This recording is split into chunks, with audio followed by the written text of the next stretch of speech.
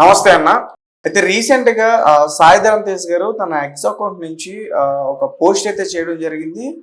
దానికి సీఎం రేవంత్ రెడ్డి గారు కూడా వెంటనే రిప్లై కూడా ఇచ్చారు. అసలు దేనికి సంబంధించి ఆయన పోస్ట్ చేశారు? ఒక తండ్రి కూతుళ్ళకి సంబంధించిన మ్యాటర్ అంటున్నారు. అవన్నీ కూడా పూర్తిగా వివరించి. సాయిధరం తేజ్ రీసెంట్ గా ఒక పోస్ట్ పెట్టడం జరిగింది ఆయన సోషల్ మీడియా హ్యాండిల్లో. సోషల్ మీడియాలో కొన్ని వికృత చేష్టలు ఎక్కువైపోయాయి, సో దీని మీద యాక్షన్ తీసుకోండి అని ఒక ఛానల్ని ఆయన ట్యాగ్ చేస్తూ పెట్టడం జరిగింది.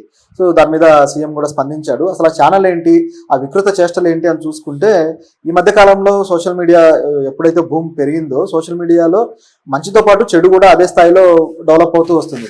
గతంలో ఏవైనా బ్యాడ్ కామెంట్స్ కావచ్చు, ఈవ్ టీజింగ్ కావచ్చు, ఇట్లాంటివి కాలేజీ ర్యాగింగ్లు కావచ్చు, ఇలాంటివన్నీ కూడా బయట జరిగేవి, రోడ్ల మీద అక్కడ ఇక్కడ జరిగేవి. ఇప్పుడు అవంతా కూడా సోషల్ మీడియాలోకి వచ్చేసింది. అదే అక్కడి ఎవరైతే వ్యక్తులు ఉంటారో పనికిమాలిన వాళ్ళు, చిల్లర వ్యక్తులు, వాళ్ళంతా సోషల్ మీడియాలోకి వచ్చేసి సోషల్ మీడియాలో ఇలాంటి చేయడం మొదలు పెట్టారనమాట. అంటే ఒక వికృతమైన పదజాలంతో రోస్ట్ చేయడము, పనికిమాలిన విషయాలన్నీ చర్చించడము, ఇట్లా చేస్తూ వస్తున్నారనమాట. అయితే దీంట్లో సెలబ్రిటీలను కూడా వాళ్ళకి మంచి మర్యాద ఉంటుందనే చూడకుండా ఇష్టం వచ్చినట్టు మాట్లాడడము, వాళ్ళ పర్సనల్ లైఫ్లోకి వెళ్ళి అబ్యూజ్ చేయడము, వ్యాఖ్యానించడం, ఇట్లాంటివి చాలా చూసాం. ఇది కూడా అలాంటిదే. తెలుగులో ఒక యూట్యూబ్ ఛానల్ ఉంది. ఆ యూట్యూబ్ ఛానల్ వచ్చేసి హనుమంతు అని చెప్పేసి ఆ యూట్యూబ్ ఛానల్ పేరు.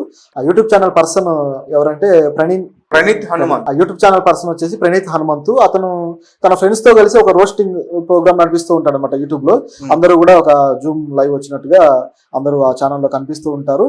ఏదో ఒక టాపిక్, ట్రైలర్, టీజర్, సినిమాలకు సంబంధించి, లేదంటే ఏదైనా ఫన్ వీడియోస్ ఏదో ఒకటి తీసుకొని దాని మీద వాళ్ళు ఒక్కొక్కరు ఒక్కొక్క కామెంట్ చేస్తూ ఫన్ క్రియేట్ చేయడానికి ట్రై చేస్తూ ఉంటారు. అది కూడా వాళ్ళు డార్క్ కామెడీ అని చెప్పుకుంటూ కాస్త లైన్ దాటుతూ ఉంటారు. కొన్ని విషయాల్లో చాలా బాగానే చేస్తూ వస్తున్నారు, ఆ సినిమాలకు సంబంధించి కొన్ని విషయాలు బాగానే చేస్తూ వస్తున్నారు. కానీ నిన్న చేసింది మాత్రం చాలా దుర్మార్గమైందని చెప్పాలి. ఎందుకంటే ఒక ఫన్ వీడియో, ఫాదర్ డాటర్కి సంబంధించి ఒక చిన్న పాప, ఆ పాప ఫాదర్తో ఆ ట్రీట్మెంట్, వాళ్ళిద్దరు చిన్న వీడియో ఒకటి ఉంది. అది చాలా చూడడానికి మామూలుగానే అనిపిస్తుంది మనలాంటి వాళ్ళకైతే. కానీ వాళ్ళు మాత్రం దాన్ని వికృత కోణంలో, ఒక దుష్ట కోణంలో చూసి దాని మీద కొన్ని వ్యాఖ్యానాలు చేయడం జరిగింది. ఒక అబ్యూజివ్గా, ఇట్లా ఒక లైంగిక పరమైన వ్యాఖ్యలు, ఇట్లాంటివి పనికిమాలిన వ్యాఖ్యలు చేయడం జరిగింది అనమాట. ఇది చాలా బ్యాడ్ నేచర్ అని చెప్పాలి.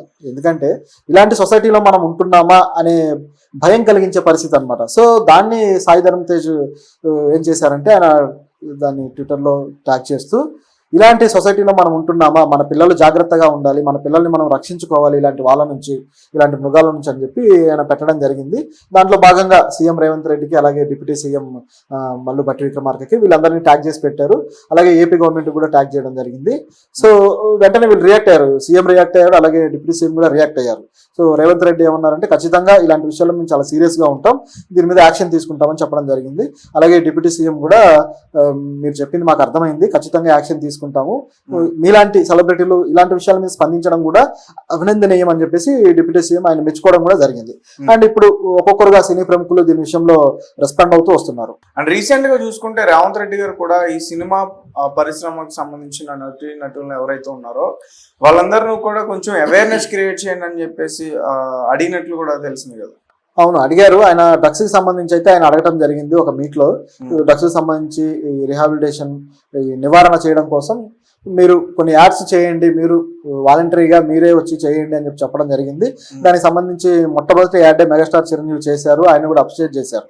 ఆ తర్వాత ఇప్పుడు జూనియర్ ఎన్టీఆర్ కూడా ఒక యాడ్ చేశారు, అది ఆల్రెడీ సోషల్ మీడియాలోకి వచ్చింది. కొంతమంది చేస్తున్నారు. సో సినిమా వాళ్ళు ఎప్పుడు వాళ్ళ రెస్పాన్సిబిలిటీని ఎప్పుడు వాళ్ళు వదులుకోలేదు, ఎప్పుడు రెస్పాన్సిబుల్గానే ఉంటూ వస్తున్నారు. కాకపోతే ఒక ఇనిషియేటివ్, ఒక ప్రోగ్రామ్ లాగా మొదలు పెట్టినప్పుడు ఇంకా ఉధృతంగా జరుగుతుంది అనమాట. సోషల్ మీడియాలో వాళ్ళు చాలా విషయాలు రియాక్ట్ అవుతూ మంత్రులని ట్యాగ్ చేయడం గతంలో కూడా చూసాం. చాలాసార్లు కేటీఆర్ కూడా కొన్ని విషయాల్లో ట్యాగ్ చేసినప్పుడు వెంటనే స్పందిస్తుంటారు. సోషల్ యాక్టివిటీకి సంబంధించి కానీ ప్రభుత్వాలు స్పందించడం ఇక్కడ ఎక్కువ ఇంపార్టెంట్ అనమాట. ఎందుకంటే సోషల్ మీడియాలో ట్యాగ్ చేసినప్పుడు స్పందించడం హర్షించాల్సిన విషయం. అండ్ ఇది చిన్నపిల్లలది కాబట్టి ఇలాంటి విషయంలో చాలా సెన్సిటివ్ టాపిక్ ఇది. ఇలాంటి విషయంలో స్పందించడం అనేది అవసరం. దీనికి సంబంధించి పోక్సో చట్టాలు కూడా చాలా గట్టిగా బలంగా ఉన్నాయి. యాక్షన్ తీసుకుంటామన్నారు. ఇప్పుడు దాదాపు నలుగురు ఐదుగురు ఉన్నారు వాళ్ళ ఫ్రెండ్ సర్కిల్. సో వాళ్ళందరి మీద యాక్షన్ తీసుకునే అవకాశం ఉంది. అతనైతే సారీ కూడా చెప్పాడు. నిజానికి ప్రణీత్ హనుమంత్ అనే వ్యక్తి సారీ చెప్పాడు, కానీ ఆ సారీ కూడా జెన్యున్ గా లేదనమాట. ఎలా ఉందంటే, మేము డార్క్ కామెడీ అంటూ చేశాము, కానీ మీరు దాన్ని వేరేగా అర్థం చేసుకున్నారు, అది వేరేగా వెళ్తుంది, సో నేను చేసిన తప్పుకు సారీ చెప్తున్నాను అన్నాడు. మీరు వేరేగా అర్థం చేసుకున్నారు అంటున్నారు తప్పితే మేము తప్పుగా చేసామని చెప్పేసి ఆయన క్లారిఫై చేయట్లేదు. అయితే సారీ చెప్పడం అయితే హర్షించాల్సిన విషయమే, కానీ వాళ్ళు చేసిన తప్పును వాళ్ళు రియలైజ్ అవ్వాలి. డార్క్ కామెడీ అంటే ప్రతిదీ డార్క్ కామెడీ అయిపోదు. ఇప్పుడు డార్క్ కామెడీ నిజానికి ఆ జానర్ అనేది చూసుకుంటే డార్క్ కామెడీలో అద్భుతమైన సినిమాలు వచ్చాయి హాలీవుడ్ నుంచి, అలాగే మన ఇండియన్ మూవీస్ లో కూడా. డార్క్ కామెడీ అనేది సొసైటీ మీద ఒక కౌంటర్ వేసేలాగానో, సొసైటీ నామ్స్ ని, సొసైటీ టర్మ్స్ ఏవైతే సోకాల్డ్ టర్మ్స్ ఉంటాయో వాటిని సెటైర్ చేసేలాగా ఉండాలి. అంతేగాని మంచి విషయాల్ని తీసుకొని, ఒక అనుబంధాలు, తండ్రి కూతురు అనుబంధం లేదా తల్లి బిడ్డ అనుబంధాన్ని తీసుకొని దాన్ని వెకిలిగా వ్యాఖ్యానిస్తూ హాస్యం చేస్తే అది డార్క్ కామెడీ అంటే ఎలా? అది వెకిలి కామెడీ, అది చీప్ కామెడీ అనమాట. అసలు దాన్ని అది కామెడీ కూడా కాదు, అది దుర్మార్గమైన ఆలోచన. సో ఇలాంటి వాటిని మనం కామెడీగా ఎంకరేజ్ చేయకూడదు. సోషల్ మీడియాలో కూడా వ్యతిరేకత కొద్దిగా వస్తుంది. సో ఇది మంచి పరిణామం. ఓకే, అంటే మరి జబర్దస్త్ లాంటి షోన్ కూడా డార్క్ కామెడీ అనుకోవచ్చా మనం? జబర్దస్త్ యాక్చువల్ గా మామూలు కామెడీ అండి, అది డార్క్ కామెడీ ఏం కాదు. నిజానికి చాలా మంది ఏమనుకుంటున్నారంటే ఈ లైక్ సెక్సువల్ కంటెంట్ మీద ఏదో ఒక కామెడీ చేసేస్తే అది డార్క్ కామెడీ అయిపోద్ది అని అనుకుంటున్నారు. కానీ అది కాదు, అది ఎరోటిక్ నేచర్ లో చేసే కామెడీ ఎరోటిక్ కామెడీ అవుతుంది. సో అది పెద్ద హర్షించాల్సిన విషయమే కాదు. కామెడీ చేయడానికి ఏం లేక చేసే పనులు అనమాట అవన్నీ కూడా. సో డార్క్ కామెడీ అనేది నిజానికి ఒక సీరియస్ పని. నిజంగా కామెడీ నవ్వే కావచ్చు, కానీ డార్క్ కామెడీ అనేది చాలా సీరియస్ ఎలిమెంట్. దాంట్లో అద్భుతమైన సినిమాలు కూడా మనం గతంలో చూసాం. ఆర్జీవి కూడా కొన్ని సినిమాలు తీశారు. అందులో ఏముంటుందంటే సొసైటీకి సంబంధించి సోకాల్డ్ ఒక సోఫిస్టికేషన్ విషయం కావచ్చు, సొసైటీలో సోకాల్డ్ వాల్యూస్ సంబంధించి సెటైర్ ఉంటుంది అనమాట. ఆ సెటైర్ అద్భుతంగా పేలుతుంది. లేదా క్రైమ్ ఎలిమెంట్ ఏదన్నా ఉంటే దాని మీద కానీ సెటైర్ కావచ్చు. ఇలాంటివి ఆల్రెడీ గతంలో ఎన్నో వచ్చాయి.